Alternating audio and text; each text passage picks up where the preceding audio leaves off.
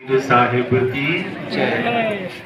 आप सब कृपया थोड़े से शांत और स्थिर होकर बैठ जाएं, क्योंकि हम सभी सत्संग में बैठे हैं और सत्संग का पूरा लाभ हमें मिलना चाहिए ना। तो एक आग्रह है सबसे कि शांत होकर बिल्कुल शांत चित्त में बैठें।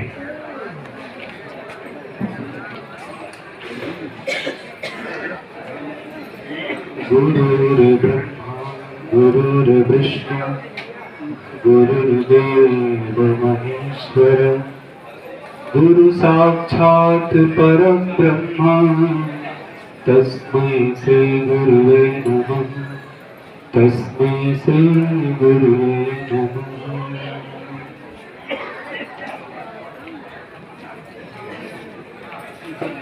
मंचासी समस्त संतगण, परम आदरणीय हरि साहिब जी, माया साहिब जी, राम प्रसाद साहिब, विवेक जी और सभी के सभी संत जो हमारे साथ बैठे हैं, एक ही बार में सबको बंदगी करता हूँ। आप सब दूर दूर से जो भक्त लोग आए हैं उन सबको भी बंदगी।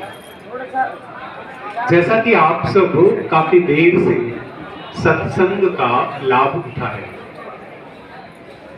लेकिन कुछ प्रश्न हैं कि हर साल हम जब कबीर जयंती के अवसर पर एकत्रित होते हैं, हर साल एकत्रित होते हैं, हर बार सत्संग करते हैं, फिर एक साल के बाद मिलते हैं, तो उस सत्संग के को किस रूप में हम ग्रहण करके जाते हैं।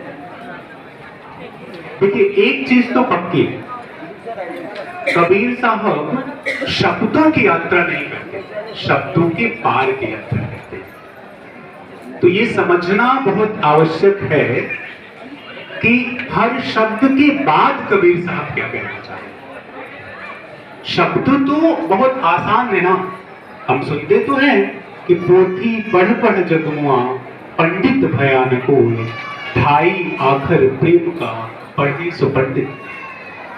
हमने स्कूल में पढ़ा, हमारे घर परिवार में हर कोई बोलता रहता है, लेकिन क्या यह इतनी सरल बात है? जिस प्रेम की बात कबीर साहब कर रहे हैं, क्या वह प्रेम इतनी सरल बात है? और हम सब ये भी कह देते हैं कि पोथियों को हटा दो, पोथियों को मत पढ़ो, कहते हैं ना।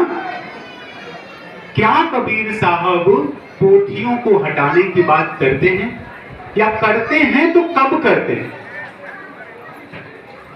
आवश्यकता है ना इस बात को समझने की। हम सब कबीर साहब की एक एक साखी को रट रहे हैं। अभी किसी संत से बात हो रही थी, उन्होंने कहा कि कबीर साहब कहते हैं कि संतों सहज समाधि भली। उसमें उन्होंने इंक्लूड किया कि मंदिर जाने की जरूरत नहीं, मस्जिद में जाने की जरूरत नहीं, भजन ध्यान करने की जरूरत नहीं, लेकिन कब? एक प्रश्न हम सबसे पूछा, हम सबको अपने आप से पूछना पड़ेगा ना, कब? कबीर साहब अपनी भजन में ये भी कहते हैं, एक पल की तलाश में। वो पल कौन सा है? वो पल जो है वो पहचानने की जरूरत है। उसको एक बड़ी सुंदर सी कहानी से आप सबको मैं समझाता हूं, और प्लीज अगर सुन रहे हैं तो थोड़ा ध्यान से सुने, ताकि उसका लाभ हम और आप दोनों को मिल पाए। मैं एक बड़ी सुंदर सी कहानी पढ़ रहा था कि किसी गांव में एक नवयुवक रहता था। उस नवयुवक ने ठाना कि उसे अपना गुरु बनाना है, और गुरु की तलाश के लिए उसने सोचा कि क्यों ना किसी बुद्धिमान व्यक्ति से सलाह की जाए कि मैं अपने गुरु को पहचानूंगा कैसे। पहचानना जरूरी है ना। कबीर साहब भी गुरु के पहचान की बात करते हैं। तो कहते हैं वो किसी संत के पास गए जो गांव के बाहर या किसी पेड़ के नीचे बैठे थे। उनसे उन्होंने पूछा कि मुझे बताएं कि जब मैं अपने गुरु से मिलूं तो उनको कैसे पहचानूं, तो दिखेंगे कैसे, कैसे बैठे होंगे, कैसी बात करते होंगे। उन संत ने उस नवयुवक को कुछ एट्रीब्यूट्स बताए, कुछ चिन्ह बता दिए कि ऐसा कोई होगा, दाढ़ी बड़ी होगी, हो सकता है सफेद कपड़ा बैठा पहना हुआ हो सकता है कबीरपंथी हो, कुछ भी जो उन्होंने बताया। उसने वो युवक ने अपनी यात्रा प्रारंभ कर दी। कहते हैं वो घूमता रहा, मंदिर गया, मस्जिद गया, गुरुद्वारे गया, बड़े बड़े ज्ञानियों से मिला, लेकिन उसे क्या नहीं मिल पाया? वैसा कोई व्यक्ति उसे कहीं मिला नहीं। कहते 30 साल तक वो तलाश करता था। पानी देने में 30 साल तक वह क्या करता रहा? तलाश करता रहा। और एक दिन निराश होकर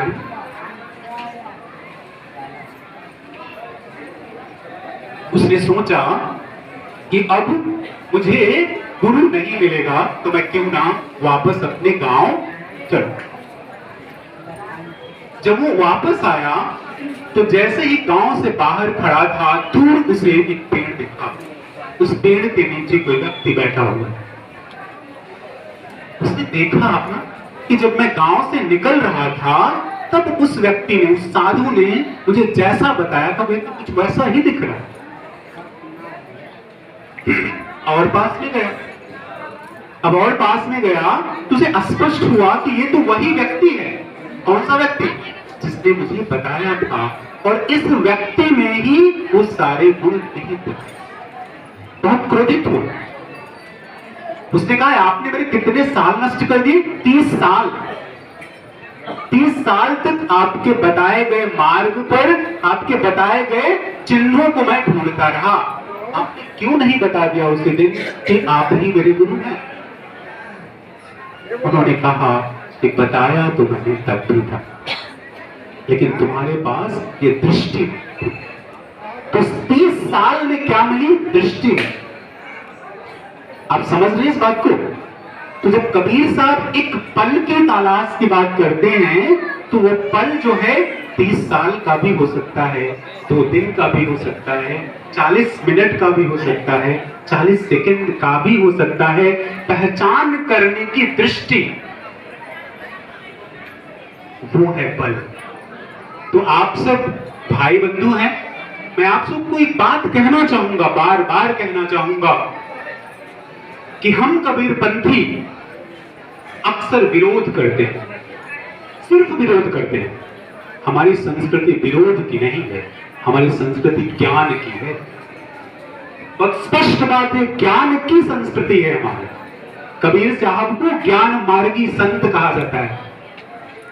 और कबीर साहब ऐसा सहज मार्ग बताते हैं जो बहुत कठिन भी है, इतना आसान नहीं है।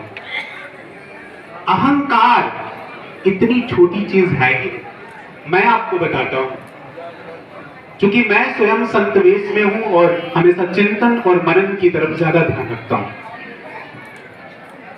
एक अहंकार की छोटी सी घटना आपके साथ साझा करता हूं।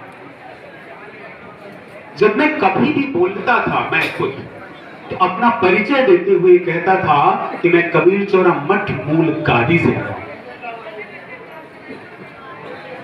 मैं आपको बताऊं, एक दिन जब ये बात मैं कह रहा था तो मुझे इस बात ने थोड़ा सा रोक दिया।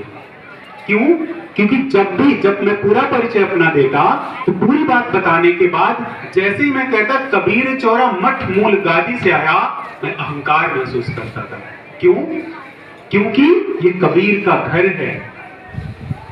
अब आप समझिएगा, मैं ये नहीं कह रहा हूं आपको महसूस नहीं करना है, क्योंकि अंदर जो प्रवृत्ति जन्म ले लेती थी, जो सूक्ष्म अहंकार जन्म ले लेता था, उस दिन मुझे आभास हुआ कि अहंकार इतना छोटा है कि परिचय देने में भी आ सकता है। इसलिए उसमें चिंतन की आवश्यकता है। कबीर साहब का प्रेम जो है वो पोथियों में क्यों नहीं समाता? क्यों? क्योंकि इतना सूक्ष्म है। कबीर साहब ने कहा ना कि मोटी माया सब कोई के आगे झीनी तजी न जाए, मान बड़ाई ईर्ष्या। आप समझिएगा इस बात को। समस्त व्यक्ति सिर्फ इस बात से संचालित हो रहे हैं, उन्हें मान चाहिए, बड़ाई चाहिए, दूसरे से ईर्ष्या है। कबीर साहब का मार्ग ये नहीं है। कबीर साहब तो कहते ना, सहज सहज सब कोई कहे, सहज न चीन्हे कोई, जेहि मार्ग साहब मिले सहज कहावे सोए। इतना सहज है तो क्या हम सब सहज हो जाने की तरफ अग्रसर हैं? क्योंकि हम सब साधक हैं। कबीर साहब की एक एक साखी वेद का मंत्र है, लेकिन कब? जब वो समझ विकसित हो जाए। और आज ये बात मैं आपसे इसलिए कह रहा हूं कि आप सब अपने हैं, इसलिए विश्लेषण की जरूरत है, इसलिए विरोध की नहीं, विश्लेषण की जरूरत है। आप सोचें, कबीर साहब कहते हैं, कहत कबीर सुनो भाई साधो। मैं जो समझ पाया, कबीर साहब इस बात को कह रहे हैं कि आई एम सेइंग, मैं तो कह रहा हूं, क्या करना है? Understand it, meditate it, analyse it, then accept it. इसको समझ लो, चिंतन कर लो, इसका विश्लेषण कर लो, जो मैं बात कह रहा हूं, तब स्वीकार करो। ऐसा कोई संत नहीं है। हम तो कहते नहीं, माओ मेरे पास आओ, मेरे शिष्य बनो। कहते हैं ना, मेरे ही शिष्य बनो। कबीर साहब क्या कहते हैं? सोच लो, समझ लो, जान लो, विश्लेषण करो, पहचान लो, उसके बाद स्वीकार करो। मतलब कबीर साहब कह रहे हैं कि आपके अंदर विवेक की वो क्षमता है। हर व्यक्ति में विवेक की वो क्षमता है। और मैं बता दूं, उस विवेक को सत्य भी कहा जाता है। उसी विवेक को जगाने के लिए हमें कोई शरीरधारी ज्ञानी गुरु की तलाश होती है। जो मिल जाता है तो हमारे अंदर उस गुरुत्व को जगा देता है, उस गुरु भाव को जगा देता है, और हम नीर छिर का विवेक करने लगते हैं। इसलिए कबीर साहब आवश्यक है। कबीर साहब को सिर्फ इतना सीमित नहीं करना है कि काकर पाथर जोड़ के मस्जिद लई चनाए, ताचड़ी मल्ला पांग देखा बहिरा। जब विरोध का स्वर आता है तब हम कबीर साहब का ये नारा लगा देते हैं, पाथर पूजे हर मिले तो मैं पूजू पहाड़, ताते घर की चाकी भले पी सिखाए संसार। इसे हम कैसे लेते हैं? इसे हम लेते हैं विरोध की तरफ। लेकिन आप समझें कि कबीर साहब जहां जहां से बात कह रहे हैं वहां आपको पहुंचना पड़ेगा, तब ये साथी हमारे और आपके समझ में आएगा। अदरवाइज हम क्या करते रहेंगे? सिर्फ विरोध करते रहेंगे। मुझे कभी नहीं लगता, मैं आपको बताऊं कि किसी एक मंच पे एक बहुत बड़ी, शायद आप लोगों ने सुना होगा, लिंडा हेस का नाम, उन्होंने कबीर को इंग्लिश में ट्रांसलेट किया। एक मंच पे हम दोनों ही लोग बैठे थे। उन्होंने कहा कि कबीर क्रिटिसाइज,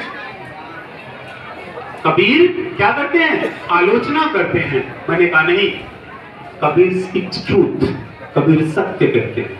शब्द का अंतर देखिए, किसी की आलोचना करना और सत्य कहने में अंतर है। आलोचना के पीछे हमेशा एक बुरा भाव छुपा होता है, लेकिन सत्य कहने में ऐसा कोई भाव नहीं होता। तो कबीर साहब इसीलिए सत्य पुरुष हैं, सत्य के रक्षक हैं, संत शिरोमणि हैं। लेकिन उनकी एक एक साखी को, उनकी एक एक कही को, उनके एक एक शब्द को समझना होगा, उतारना होगा, जानना होगा, फिर ही हम अपने आप को कबीरपंथी कह सकते हैं। ऐसा नहीं कि बस हम सत्संग में आए, चीजें भूल गए और हम लिखते थे नहीं हम कबीरपंथी। कबीरपंथी होना दुनिया में सबसे मुश्किल काम है, सबसे मुश्किल काम है। अगर आप अपने आप को उस कसौटी पे कसने के लिए तैयार हैं, तभी आप कबीरपंथी हो सकते हैं। अगर आप अगर आप भटकते नहीं हैं, तब आप कबीरपंथी हो सकते हैं। और अगर आप सोचें कि नहीं मैं सिर्फ विरोध करते हुए कबीरपंथी हूं, तो माफ करें, विश्लेषण की आवश्यकता है।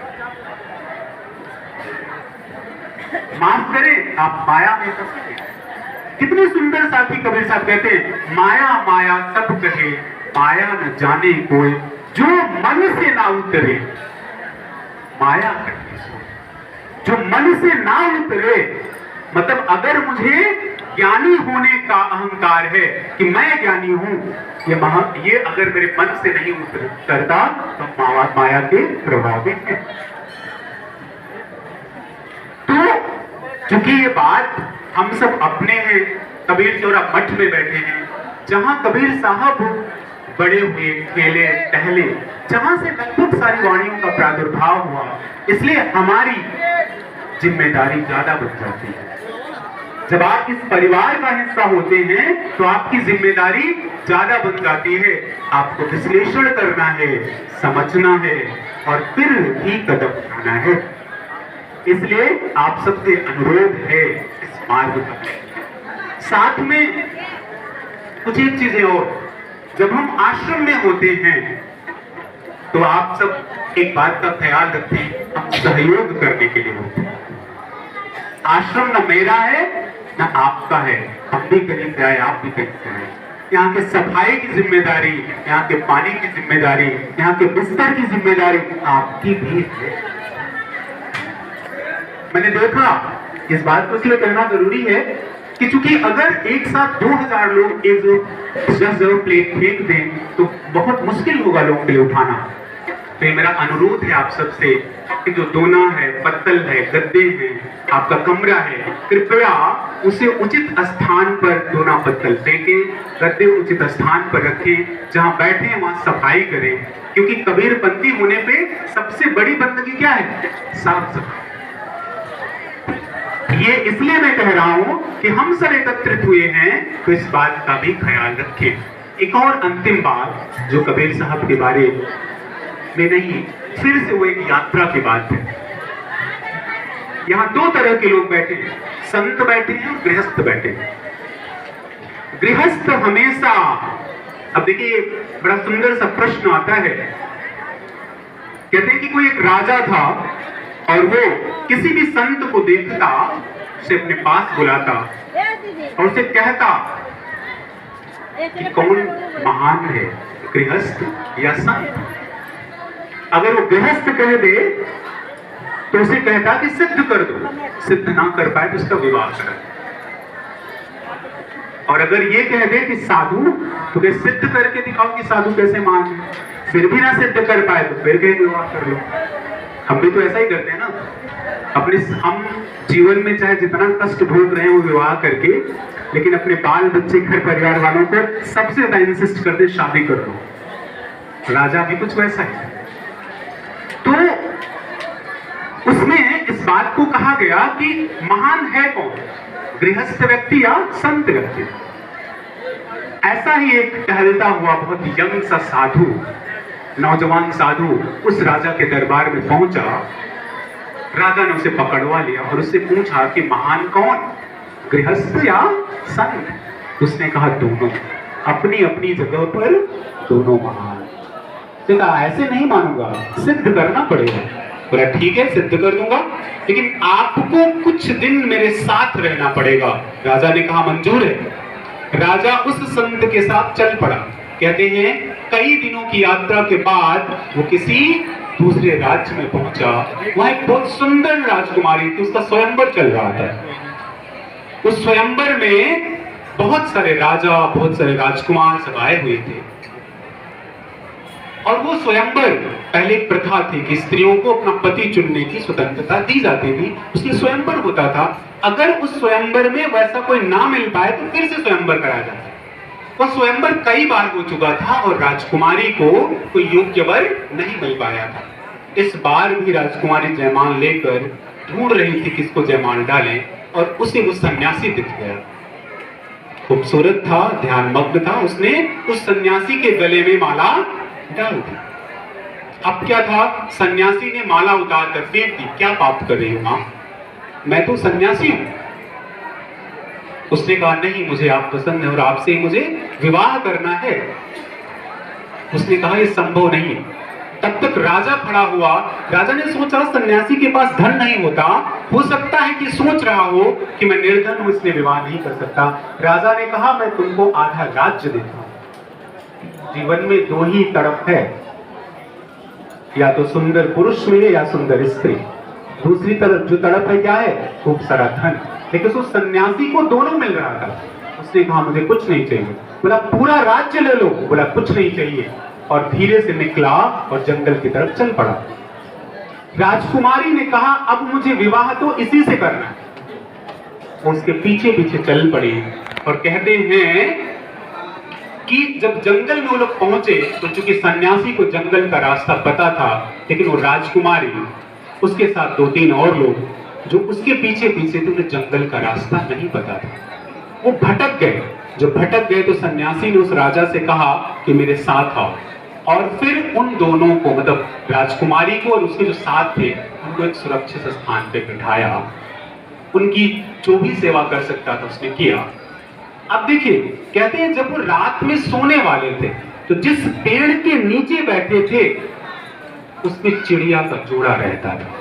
दोनों विवाहित थे, मतलब गृहस्थ थे, उनके 3 बच्चे थे। ऊपर बैठी चिड़िया ने जब सन्यासी, राजकुमारी और उनके साथ एक लोग जो और थे, उनकी बात जब सुनी तो उसे पता चला ये सब तो भूखे, इन्हें भोजन देना जरूरी है। क्यों? क्योंकि मैं गृहस्थ हूं। एक चिड़िया ये सोच रही है कि मैं गृहस्थ हूं, इसलिए इन्हें भोजन देना जरूरी है। लेकिन भोजन दे क्या? क्योंकि रात ठंड की थी, सन्यासी ने आग जला ली थी। उसने कहा कि हमें अपना कर्तव्य करना चाहिए, और उसने कहा इसे भोजन तो देना ही होगा।